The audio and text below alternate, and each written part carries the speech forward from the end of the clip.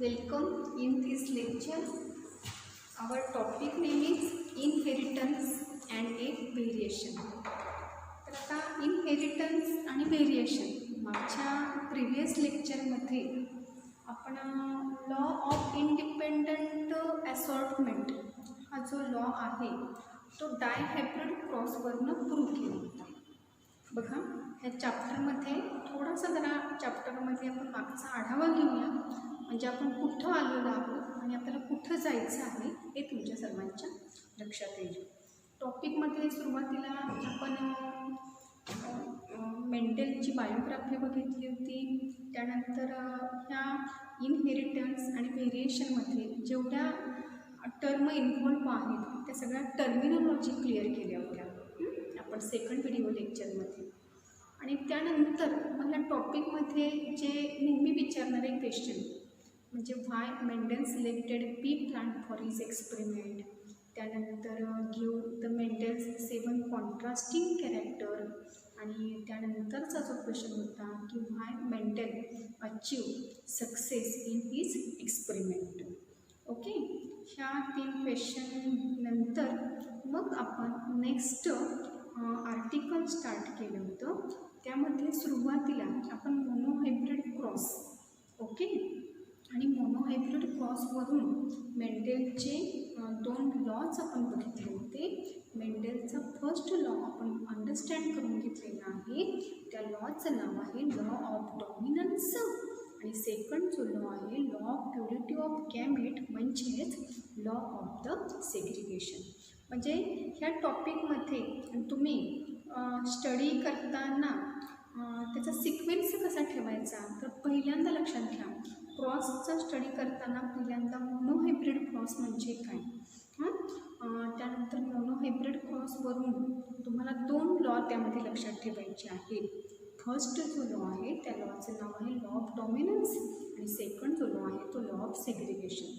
Video लेक्चरमध्ये हे law तुम्हाला घेतलेले आहे, विथ एक्झाम्पल्ससहित तुम्हाला ह्यावर एक्सप्लेनेशन दिलेलं आहे. आता तुमचं काम काय असणार की तुम्ही ह्या लॉचं स्टेटमेंट, त्याचं एक्झाम्पल, त्याची प्रिपरेशन परफेक्ट करायची आहे. ओके, आणि त्यानंतरचा सिक्वेन्स म्हणजे डायहायब्रिड क्रॉस, आणि डायहायब्रिड क्रॉसवरनं प्रूव्ह केलेला आपण मेंडेलचा जो थर्ड आहे law of the independent assortment. Okay, तर आता मोनोहायब्रिड क्रॉस म्हटल्यावर सर्वांना माहीत आहे की when the cross take place between the 2 parent considering a single pair of a contrasting character. आणि त्याचप्रमाणे डायहायब्रिड क्रॉस म्हणजे काय सांगितलं होतं, when cross take place between the 2 parent considering 2 pair of a contrasting character. आता हे सगळं मी कशासाठी सांगत आहे, कारण का आज आपण जे आर्टिकल घेणार आहोत आजच्या व्हिडिओ लेक्चरमध्ये आपण बॅकक्रॉस म्हणजे काय आणि बॅकक्रॉसवर डिपेंड असणारं एक एक्झाम्पल बघणार आहोत. ओके, तर सर्वांनी लक्षात घ्या की तुम्हाला माहीत आहे की मोनोहायब्रिड क्रॉसमध्ये cross take place between 2 parent by considering a single pair of a contrasting character. आणि डायहायब्रिड क्रॉस आपण कशाला म्हणतो, the cross take place between 2 parent considering the 2 pair of a contrasting character. आता ह्यानंतर आपल्याला 2 टर्म ज्या आपण लर्न करणार आहोत त्या टर्मची नावं सर्वांनी पहिल्यांदा लक्षात घ्या. फर्स्ट जी टर्म आहे ती बॅकक्रॉस, आणि सेकंड जी टर्म आहे ती टेस्ट क्रॉस. पण आजच्या लेक्चरला आपण फक्त बॅकक्रॉसचा स्टडी करणार आहोत, आणि मग नेक्स्ट लेक्चरला आपण टेस्ट क्रॉसचा स्टडी करणार आहोत. कारण का थोडंसं तुमचं यामध्ये काही जंबल व्हायला नको, त्यामुळे आजच्या व्हिडिओ लेक्चरला फक्त बॅकक्रॉस म्हणजे काय त्याचा आपण स्टडी करणार आहोत. तर आता सर्वांना माहीत आहे की नेहमी आपण कोणतीही जनरेशन म्हणजे F1 जनरेशन, F2 जनरेशन काढण्यासाठी आपण काय करतो, पहिल्यांदा फिनोटाईप चूज करतो. त्या फिनोटाईपमध्ये कॅरेक्टर कन्सिडर केलं जातं, मग सिंगल असेल किंवा 2 pair of the contrasting character, मग त्यामध्ये त्यांचे जिनोटाईप पाडले जातात, त्यामध्ये त्यांचे गॅमेट्स, आणि गॅमेट झाल्यानंतर त्या गॅमेटचं युनियन झाल्यावर F1 जनरेशन, आणि F1 जनरेशनमध्ये जे F1 हायब्रिड ऑप्टेन झालेले आहेत त्या F1 हायब्रिडचं पुन्हा सेल्फिंग केलं जातं, आणि त्यावरून आपण जनरेशन ऑब्टेन करतो. तर आज आपण बघणार आहोत म्हणजे बॅकक्रॉस. आता बॅकक्रॉसचा अर्थ काय, की कोणत्या क्रॉसला बॅकक्रॉस असं म्हटलं जातं. सर्वांनी यामध्ये डेफिनेशन लक्षात घ्या. When cross take place. बघा मी इथं सेंटेन्स काय सांगत आहे. When cross take place between F1 hybrid and any one of the parent. आता इथं मी एनी वन असा शब्द उच्चार करत आहे. एनी वनचा अर्थ काय, की तो पॅरेंट एक तर डॉमिनंट असेल किंवा रेसेसिव्ह असेल.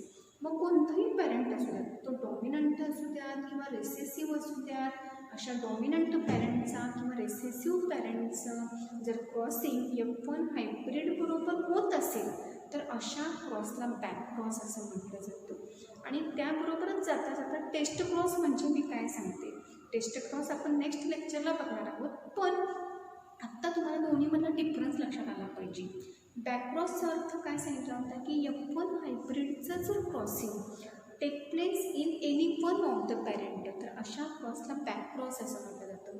आणि टेस्ट क्रॉस म्हणजे काय, when cross take place between F1 hybrid and a recessive parent, then this cross is known as a test cross. Okay, मग बॅक क्रॉस म्हणजे काय, F1 hybrid crossed with dominant parent or a recessive parent. and what is test cross? Test cross means F1 hybrid cross only with the recessive parent. आणि म्हणून back cross is a test cross, but test cross is not a back cross असं statement सांगितलं जातं. तर सर्वांना पहिल्यांदा ह्या दोन डेफिनेशन समजलेल्या आहेत का. What is back cross and what is test cross. Back cross म्हणजे काय आणि टेस्ट क्रॉस म्हणजे काय. बॅक क्रॉसचं मिनिंग मी काय सांगितलं होतं, F1 हायब्रिड जर डॉमिनंट पॅरेंट बरोबर क्रॉस झाला तरी तो बॅक क्रॉस असणार.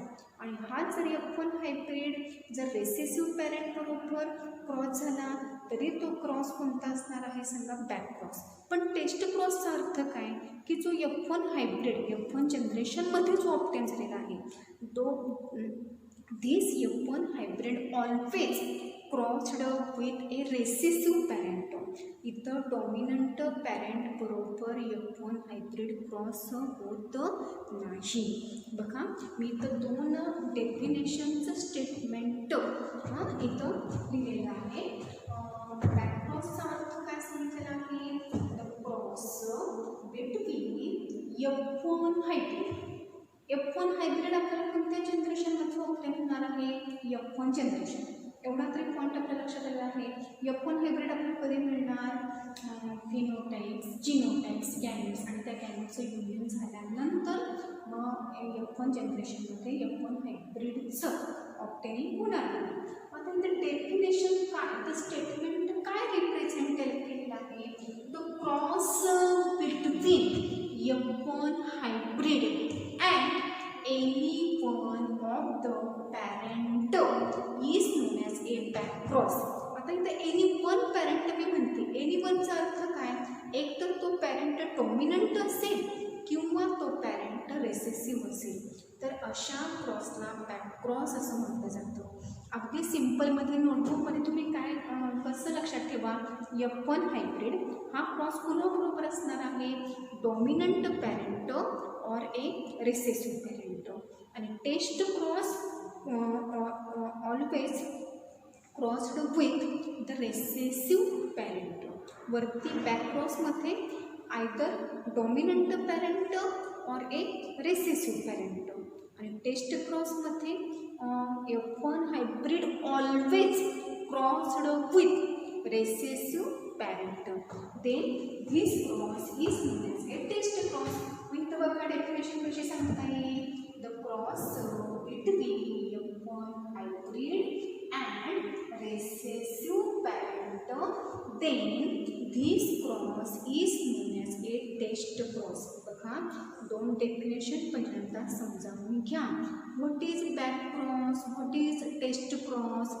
When cross take place between F1 hybrid and any one of the parent, that is dominant parent or a recessive parent, then this cross is known as a back cross.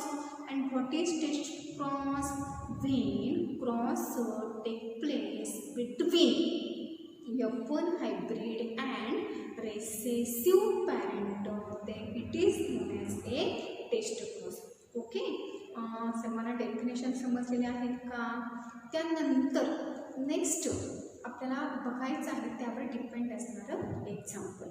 आता मी ते example घेतलेलं आहे. पहिल्यांदा 2 parent आपण घेतो. Parent external character जर observe होत असेल तर त्याला आपण काय नाव देतो रे? फिनोटाईप. मग पहिली स्टेप एक्झाम्पल सॉल्व करताना त्यामध्ये आपल्याला फिनोटाईप मेन्शन करायचे आहे. आता इथं त्या एक्झाम्पलमध्ये मी जे 2 फिनोटाईप घेतलेले आहेत त्या फिनोटाईपची नावं काय काय आहेत? फर्स्ट जो फिनोटाईप आहे त्या फिनोटाईपचं नाव आहे प्युअर टॉल आणि सेकंड जो फिनोटाईप आहे त्या फिनोटाईपचं नाव आहे प्युअर ड्वार्फ. आता प्युअर शब्द कशासाठी रिलेटेड आहे? म्हणजे तो पॅरेंट होमोझायगस आहे का हेटेरोझायगस आहे. जर सिमिलर अलियन्स त्यामध्ये प्रेझेंट असेल तर अशा पॅरेंटला होमोझायगस असं म्हटलं जातं आणि डिसिमिलर जर अलियन्स प्रेझेंट असतील तर अशा पॅरेंटला हेटेरोझायगस असं म्हटलं जातं. आता ह्यामध्ये जे फिनोटाईप मी घेतलेले आहेत ते कोणते 2 फिनोटाईप आहे? एक पॅरेंट जो आहे तो प्युअर टॉल आहे आणि दुसरा जो पॅरेंट आहे तो प्युअर ड्वार्फ आहे. आता फिनोटाईप नंतर जी नेक्स्ट स्टेप काय असते? जिनोटाईप. आता ह्यामध्ये आपल्याला जिनोटाईप करायचे आहे. आता प्युअर टॉल म्हणतो म्हणजे दोन्ही अलील कसे असणार आहेत? Capital T capital T. आणि प्युअर ड्वार्फ असल्यावर कसे असणार आहेत सांगा? Small T small T. आता नेहमीप्रमाणे आपल्याला त्याचे गॅमेट्स पडायचे आहेत. गॅमेट्समध्ये कॅपिटल टी इकडच्या साईडचा गॅमेट असणार आहे आणि प्युअर ड्वार्फमधला गॅमेट कोणता असणार आहे बाळांनो? Small T. आता गॅमेट झाल्यानंतर ह्या गॅमेटचं काय होणार आहे? युनियन होणार आहे, त्याचं फ्युजन होणार आहे आणि मग त्यापासून आपल्याला F1 हायब्रिड्स ऑब्टेन होणार आहे. पण हे F1 जे हायब्रिड आहे ते कोणत्या जनरेशनमध्ये ऑब्टेन होणार आहे? त्या जनरेशनचं नाव असणार आहे F1 generation, first filial generation. Okay, बघा एक्झाम्पल बॅकक्रॉस म्हणजे काय? कशाला म्हणायचं backcross? When F1 hybrid crossed with any one of the parent, that is a dominant parent or a recessive parent, this cross is known as a back cross. And what is test cross? Test cross means when a cross take place between F1 hybrid and a recessive parent, then it is known as a test cross. Example कोणतं घेतलेलं आहे? एक parent आहे तो pure tall आहे, दुसरा जो parent आहे तो प्युअर ड्वार्फ आहे. त्याचे जिनोटाईप कोणते असणार आहेत? Capital T small T. Gametes कोणते आहेत त्यामध्ये? Capital T small T. आणि मग F1 जनरेशन काढताना F1 जनरेशन आपल्याला कशी ऑब्टेन करायची आहे? कॅपिटल टी आणि स्मॉल टी. आणि जे F1 हायब्रिड असणार आहेत ते कसे आहेत सांगा? टॉल प्लांट आहे. आता मगाशी मी आता आपल्याला त्याचं काय करायचं आहे सांगा? Back cross. आता बॅक क्रॉस काढताना तुम्हाला तिथं स्टेटमेंट काय सांगितलं होतं? F1 hybrid crossed with any one of the parent. एक तर प्युअर टॉल पॅरेंट असणार आहे किंवा प्युअर ड्वार्फ पॅरेंट असणार आहे. म्हणजे एक पॅरेंट डॉमिनंट असणार आहे, एक पॅरेंट रिसेसिव्ह असणार आहे. F1 hybrid crossed with. आता मी फर्स्ट जे एक्झाम्पल घेतलेलं आहे त्यामध्ये डॉमिनंट पॅरेंट घेतलेलं आहे आणि सेकंड एक्झाम्पल घेतलेलं आहे ते रेसेसिव्ह पॅरेंट घेतलेलं आहे. पण सर्वांना हे लक्षात आलं पाहिजे की जेव्हा रेसेसिव्ह पॅरेंट तिथे दिसणार तेव्हा तिथं कोणता आणखी क्रॉस टेक प्लेस होणार आहे? तर टेस्ट क्रॉस होणार आहे. कारण टेस्ट क्रॉस आपण कशाला म्हणतोय? F1 hybrid crossing with recessive parent. आणि बॅक क्रॉस म्हणजे काय?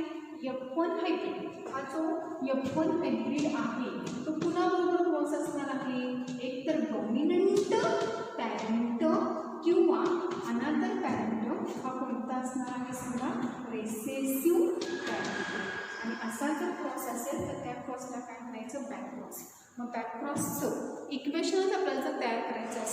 आपण कसं सांगू शकू? Backcross is equal to F1 hybrid crossed with either dominant parent or a recessive parent. Okay. आता इथं F1 हायब्रिड कोणता निघालेला आहे? Capital T small T. आता हा जो F1 हायब्रिड आहे तो आपल्याला क्रॉस करायचा आहे. F1 hybrid capital T small T हा कुणाबरोबर आपण सुरुवातीला क्रॉस करणार आहोत? डॉमिनंट पॅरेंट म्हणजे कोणतं? Capital T capital T. Okay. आणि तुम्हाला मी सांगितलेलं आहे की F2 जनरेशन काढण्यासाठी पटकन जर आपल्याला F2 ऑफस्प्रिंग काढायचे असेल तर त्यासाठी आपण पिननेट चेकर कोड ही मेथड आपण यूज करणार आहोत. बघा ह्या मेथडमध्ये काय सांगितलेलं आहे? एक पॅरेंट आहे तो मेल दाखवायचा, अनादर पॅरेंट आहे तो फिमेल दाखवायचा. मेल पॅरेंटचे 2 गॅमेट असणार आहेत, कॅपिटल टी स्मॉल टी. फिमेलचे सुद्धा 2 गॅमेट असणार आहेत. पण आता इथं फिमेलचे गॅमेट असताना कॅपिटल टी स्मॉल टी असणार आहे तर नाही, कारण इथं जो आपण पॅरेंट घेतलेला आहे तो पॅरेंट हा कसा आहे सांगा? डॉमिनंट आहे. आणि डॉमिनंट असल्यामुळे त्याचे गॅमेट काय असणार आहेत? Capital T capital T. Okay. आता ह्या कॅपिटल टी बरोबर जेव्हा क्रॉसिंग होणार आहे तेव्हा हा जो ऑफस्प्रिंग तयार होणार आहे, कसा ऑफस्प्रिंग तयार होणार आहे? Capital T capital T. आता मला हे सांगा की हा जो ऑफस्प्रिंग तयार होणार आहे हा प्युअर टॉल असणार आहे का हायब्रिड टॉल असणार आहे? तर ह्यामध्ये आपल्याला लक्षात येते की दोन्ही गॅमेट सिमिलर आहे. त्यामुळे हा जो हायब्रिड असणार आहे तो बाळांनो कसा असणार आहे सांगा? प्युअर टॉल असणार आहे. ही पहिली केस आपल्याला समजलेली आहे. आता आपल्याला सेकंड रोकडे जायचं आहे. हा कॅपिटल टी या स्मॉल टी बरोबर क्रॉस जेव्हा होणार तेव्हा तिथं ऑफस्प्रिंग तयार होताना कसं ऑफस्प्रिंग तयार होणार आहे? कॅपिटल टी आणि स्मॉल टी. आता इथं जो हायब्रिड तयार झालेला आहे तो प्युअर आहे, पण हा जो हायब्रिड आहे तो हा कसा आहे? प्युअर नाही, तो हेटेरोझायगस आहे. ओके. पण ह्यामध्ये आणखी एक आपल्याला ऑब्झर्वेशन काय दिसून येते की हा पण ऑफस्प्रिंग हा टॉल आहे आणि सेकंड ऑफस्प्रिंग पण कसा आहे? टॉल आहे. ओके. आता आपण खालच्या रोकडे जाऊया. आता हा कॅपिटल टी ह्या कॅपिटल टी बरोबर क्रॉस झालेला आहे. इथं क्रॉसिंग झाल्यावर काय तयार होणार आहे? Capital T capital T. हा पण कसा तयार झालेला आहे? Pure tall. त्यानंतर कॅपिटल टी आणि स्मॉल टी ह्यांचं क्रॉसिंग झाल्यावर काय तयार झालेलं आहे? Capital T small T. हा पण टॉल आहे पण हा हेटेरोझायगस आहे. ओके. आता ह्या जनरेशनमध्ये आपल्याला काय दिसून येतंय रे की सगळ्या ज्या प्रोजेनी आहेत त्या टॉल आहे का ड्वार्फ आहे? बघा फर्स्टची प्रोजेनी आहे ती कशी आहे सांगा? टॉल. सेकंड जी प्रोजेनी आहे ती पण कशी आहे? टॉल आहे. थर्ड जी प्रोजेनी आहे ती पण कशी आहे? टॉल आहे. फोर्थ जी प्रोजेनी आहे ती पण कशी असणार आहे सांगा? टॉल असणार आहे. त्यामुळं इथं काय सांगताय सांगा? All the progeny show dominant character. जेव्हा F1 हायब्रिड हा डॉमिनंट पॅरेंट बरोबरच क्रॉस होतो तेव्हा सगळ्या ज्या प्रोजेनी असणार आहेत त्या डॉमिनंटच कॅरेक्टर पजेस करणार, रेसेसिव्ह कॅरेक्टर पजेस करणार नाही. हे मी फक्त सांगते कशाच्या बाबतीत? डॉमिनंटच्या बाबतीमध्ये. आता आपण असंच एक एक्झाम्पल सॉल्व्ह करणार आहोत, पण त्यामध्ये आपण जो F1 हायब्रिड जो आहे इथं जसं डॉमिनंट पॅरेंट बरोबर क्रॉस केलेला आहे, इकडं मात्र क्रॉस करताना तो कुणाबरोबर आपल्याला क्रॉस करायचा आहे? रेसेसिव्ह पॅरेंट बरोबर. ओके. आधी मी सगळा पार्ट एवढा रिवाइज करते आणि मग आपण लास्ट स्टेपवर जाऊया. What is back cross? When cross take place between F1 hybrid and any one of the parent, that is a dominant parent or a recessive parent, then this cross is known as a back cross. What is test cross? Test cross, that is when cross take place between F1 hybrid and recessive parent, then it is known as a test cross. Test क्रॉसवर मी आज जास्त focus करत नाही, कारण next लेक्चरला आपण taste cross बघणार आहोत. आजच्या लेक्चरला आपल्याला फक्त बॅकक्रॉस म्हणजे काय ही कन्सेप्ट आपल्याला चांगली अंडरस्टँड करून घ्यायची आहे. तरी पण बॅकक्रॉसशी रिलेटेड थोडंसं टेस्ट क्रॉस आलेलं आहे, त्यामुळे इथं मी दोन्ही डेफिनेशनचं स्टेटमेंट तुम्हाला तुम्हाला सांगितलेलं आहे. ओके. त्यानंतर मग आता इथं एक्झाम्पल मी कोणतं घेतलेलं आहे, प्युअर टॉल, प्युअर ड्वार्फ. ह्याऐवजी तुम्ही दुसरं कोणतंही कॉन्ट्रास्टिंग कॅरेक्टर घेऊन F1 जनरेशन F2 जनरेशन त्याप्रमाणे काढले तरी चालू शकेल. तर तुम्हाला समजण्यासाठी मी पहिलं जे एक्झाम्पल इझी आहेत ते घेतले आहे. प्युअर टॉल, प्युअर ड्वार्फ, त्याचे जिनोटाईप असणार आहेत कॅपिटल टी, इकडचे जिनोटाईप आहे small T, gamete capital T, small T. जो F1 हायब्रिड तयार झालेला आहे तो कॅपिटल टी, स्मॉल टी आहे. आणि मग बॅकक्रॉस काढण्यासाठी हा F1 हायब्रिड आपण एकदा कोणत्या पॅरेंटबरोबर क्रॉस करणार आहोत, डॉमिनंट पॅरेंटबरोबर. आणि पुन्हा हेच F1 हायब्रिडचं क्रॉसिंग आपल्याला पुन्हा बरोबर दाखवायचं आहे समजा रेसेसिव्ह पॅरेंटबरोबर. ओके. आता इथे F1 हायब्रिड कोणता आलेला आहे, capital T, small T. Okay. आणि मग तो पुन्हा बरोबर क्रॉस करायचा आहे डॉमिनंट पॅरेंट. इथं डॉमिनंट पॅरेंट कोणता आहे, प्युअर टॉल आहे. म्हणजे त्याचे जिनोटाईप काय असणार आहेत, कॅपिटल टी. चेकर बोर्डने आपण हे एक्झाम्पल सॉल्व्ह करणार आहोत. मेल पॅरेंट घ्या, फिमेल पॅरेंट घ्या, गॅमेट लिहा, कॅपिटल टी, स्मॉल टी. मात्र इकडचे गॅमेट काय असणार आहेत, कॅपिटल टी. बऱ्याच वेळेला चुकून ओघामध्ये तुम्ही कॅपिटल टी, स्मॉल टी आणि इकडं पण कॅपिटल टी, स्मॉल टी असं लिहिता. फक्त बघा कोणतं एक्झाम्पल सॉल्व्ह करतो. कारण एकदा गॅमेट तुम्ही जर करेक्ट पाडले तर एक्झाम्पल तुमचं कुठंही रॉंग येऊ शकत नाही. पण ज्या स्टेप आहेत त्या मात्र 1 बाय 1 व्यवस्थित सॉल्व्ह करायच्या आहे. मग कॅपिटल टी जो पॅरेंट झालेला आहे, पॅरेंट झाल्यापेक्षा प्रोजेनी जी झालेली आहे ती टॉल आहे. त्यानंतर कॅपिटल टी, स्मॉल टी ही पण प्रोजेनी कशी आहे, टॉल आहे. ह्या कॅपिटल टी बरोबर हा कॅपिटल टी क्रॉस झाल्यावर जो प्रोजेनी तयार झालेला आहे तो पण कसा आहे, टॉल आहे. आणि कॅपिटल टी, स्मॉल टी बरोबर क्रॉसिंग झाल्यावर जो तयार झालेला आहे तो पण कसा असणार आहे, सगळा टॉल असणार आहे. ह्यावरनं आपण कन्क्लुजन काय करू शकतो की जेव्हा F1 हायब्रिड हा डॉमिनंट पॅरेंट बरोबर क्रॉस करतो तेव्हा ज्या सगळ्या प्रोजेनी फॉर्म होतात ते always show dominant character. Okay. नेहमी कोणतंही आपण एक्झाम्पल जेव्हा सॉल्व्ह करतो मग ते एक्झाम्पल सॉल्व्ह करून तिथं सोडून द्यायचं नाही. तर त्यावरून आपण हे सगळं जे एक्झाम्पल आहे ते कशासाठी सॉल्व्ह केलेलं आहे त्याचं एक सेंटेन्स निष्कर्ष परिस्थिती तुम्हाला मांडावं लागेल. मग त्यामध्ये काय सांगतोय की F1 hybrid when crossed with the dominant parent then all the progeny show dominant character. Okay. आता बाळांनो आता सेकंड एक्झाम्पल घेतलेलं आहे. सेकंड एक्झाम्पलमध्ये काय घेतलेलं आहे, F1 हायब्रिड हा तोच राहणार आहे. फक्त डॉमिनंटच्या पॅरेंटच्या ऐवजी तिथं पॅरेंट कोणता असणार आहे, समजा रेसेसिव्ह पॅरेंट. मग रेसेसिव्ह पॅरेंट कोणता असणार आहे, स्मॉल टी. F1 हायब्रिड म्हणजे कोणता असणार आहे, तो कॅपिटल टी, स्मॉल टी. आणि रेसेसिव्ह पॅरेंट कोणता असणार आहे, स्मॉल टी. आपण चेकर बोर्डने गॅमेट पाहूया. मेल असणार आहे, फिमेल असणार आहे, कॅपिटल टी, स्मॉल टी. मात्र हिथले जे गॅमेट असणार आहे ते कसे असणार आहेत, स्मॉल टी आणि स्मॉल टी. इकडचे गॅमेट आपण पाडताना कसे पाडतो, कॅपिटल टी. इकडचे गॅमेट कसे असणार आहेत, स्मॉल टी.